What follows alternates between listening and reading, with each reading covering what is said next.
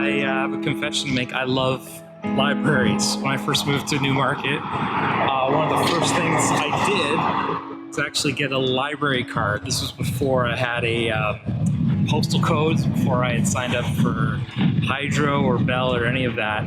Something about the smell of books in that building there is just a ton of stories. In fact, Newmarket Alliance Church used to meet in this building, if you can believe it. I love that it's free. Love that there's movies I can get out. I mostly get nonfiction books, probably 95% nonfiction. But how do you speak of something that can't even be articulated? Our language can't even contain the beauty and the nuance and the truth behind it. The greatest teacher who ever lived, the greatest communicator who ever lived, he primarily spoke in story, in parable. He knew that life-transforming truth isn't expressed in some logical discourse, some TED Talk.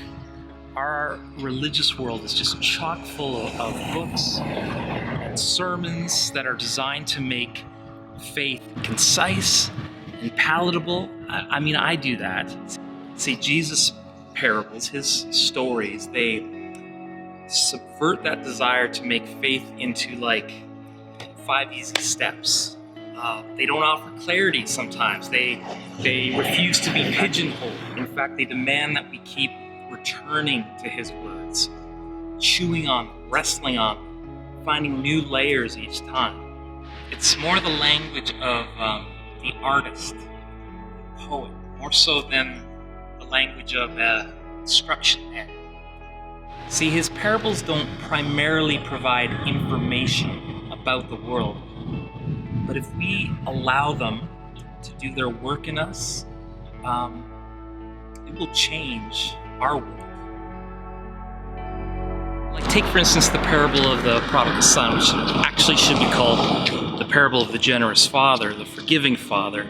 In just a few words, just a few sentences, there's this gut-wrenching story of two sons, both who are separated from their father, one because of his bad deeds, one ironically because of his good deeds, and both are welcomed home. The one has left and realized what he's missing. The other has stayed and doesn't seem to understand what he's had all along. And both are loved and invited to come home. It's a story about exile, about all the ways that we wander from the love that's been there for us the whole time, looking for our worth and our value in all kinds of things, when it turns out we have been a child of a loving father the whole time. See, the problem with so much religious communication is that it aims at changing our mind. And the result is that we end up hearing the message of the preacher without necessarily heeding the message. We can listen to the truth and agree with it and yet not change at all in our response to it. For instance, I bet all of us have been in a conversation with people. It goes something like this. Somebody brings up the topic of how wealth, accumulating stuff, doesn't actually bring happiness. And then we say, working all the hours that God has given us isn't actually good for us. And then we say, owning the bigger and the best isn't actually maybe good for our soul and even for the planet. And then after that conversation, we can turn around and act as if we believed the opposite.